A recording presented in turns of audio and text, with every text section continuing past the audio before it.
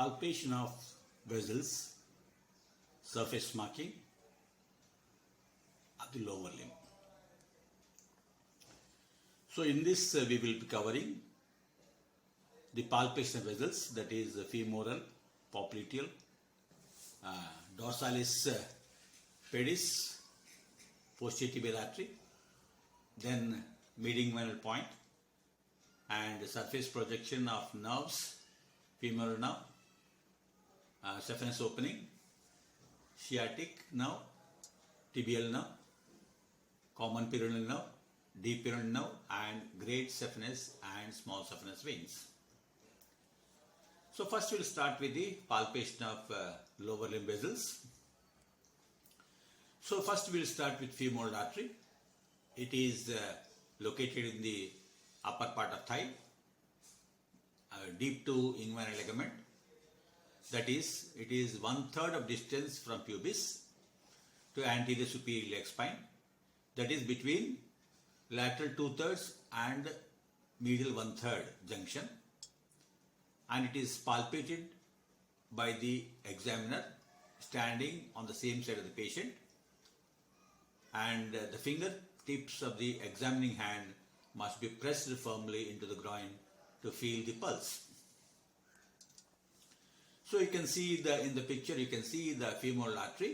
That is, it is medial 1/3 with the lateral 2/3 between anterior superior iliac spine and pubic symphysis. Then we go to popliteal artery, and the popliteal artery is felt with the patient lying in supine position.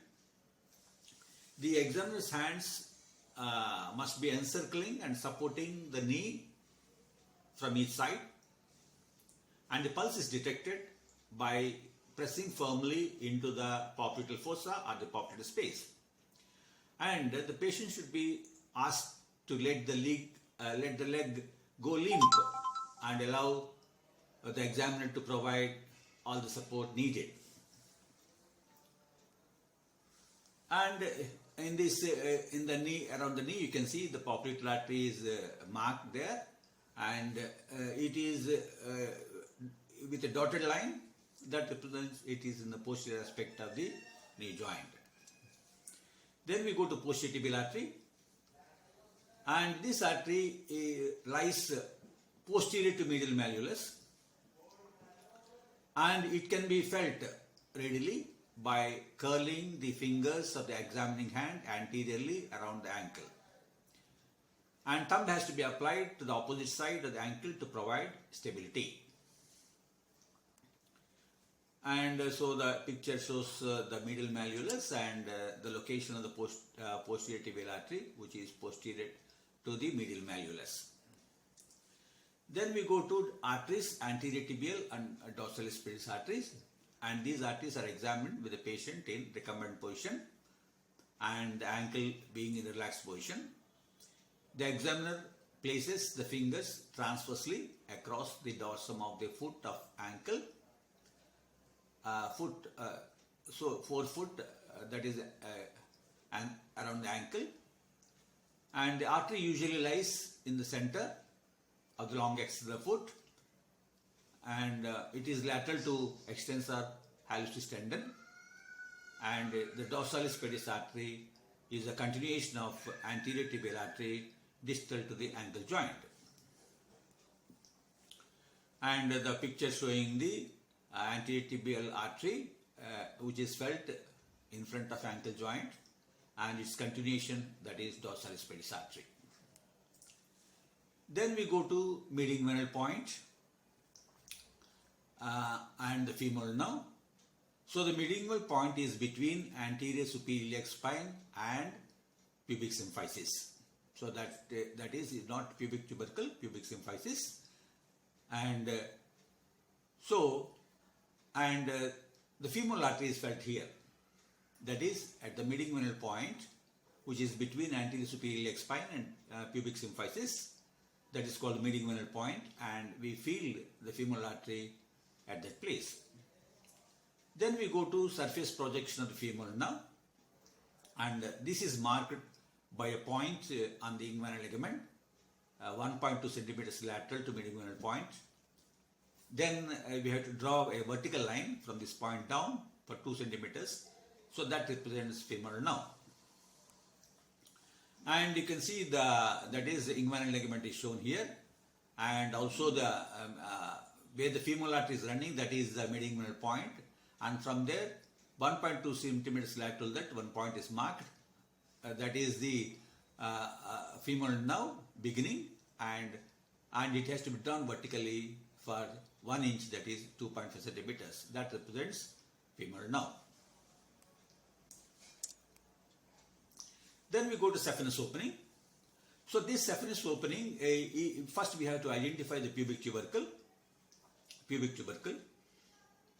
and mark a point 4 centimeters below and lateral to pubic tubercle. Then, making it the center point, we have to draw one circle that represents the saphenous opening. So in the picture you can see on the other side, that is first we have to identify the pubic tubercle. Then we have to mark one point 4 centimeters below and lateral to the pubic tubercle, and making it the center, we have to draw circle, so that will represent the saphenous opening. Then we go to Shiatic now.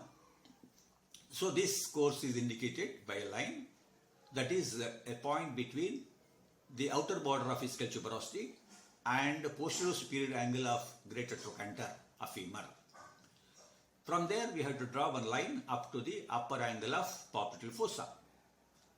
And if we continue the line vertically down through the center of the popliteal fossa up to the medial malleolus, that represents the position of the posterior tibial nerve. So in this picture you can see that is we have started between outer border of the ischial tuberosity and the greater trochanter, and from there a line is dropped up to the upper angle of the popliteal fossa, that is forming the sciatic nerve, and from there if you continue through the mid of the popliteal fossa up to the medial malleolus, that represents tibial nerve. Then we go to common Pyrrole nerve, and normally the common Pyrrole nerve follows the line of tendon of biceps femoris. Coming to deep Pyrrole nerve, it has to be drawn from the medial side of head of fibula to a point midway between the malleoli, that is medial and lateral malleoli. And you can see that on the other side of the leg, so the deep Pyrrole nerve is drawn from the medial side of head of fibula to the center between medial and lateral malleolus, that represents the deep Pyrrole nerve. Then we go to great and small saphenous veins. So a line is drawn for the great saphenous vein, that is beginning from the front of the medial malleolus to the center of saphenous opening. So that is great saphenous vein. And for small saphenous vein, a line is drawn that starts from the back of lateral malleolus to the center of popliteal fossa. So you can see one line that is starting anterior to the medial malleolus and running from the medial side of back of knee up to the saphenous opening, that represents great saphenous vein. And on the other side of the leg, you can see that a small saphenous vein is running from lateral malleolus backside to the back of popliteal fossa. So that is represents the inguinal ligament, then that represents the popliteal femoral artery, then that represents the femoral nerve, that represents the sciatic nerve, that represents the tibial nerve, that represents the great saphenous vein and saphenous opening, and that represents deep Pyrrole nerve, and that is posterior tibial artery, and that is the antitibial artery and dorsalis pedis arteries, and that represents small saphenous vein. Then we go to the concept of development of lower limb.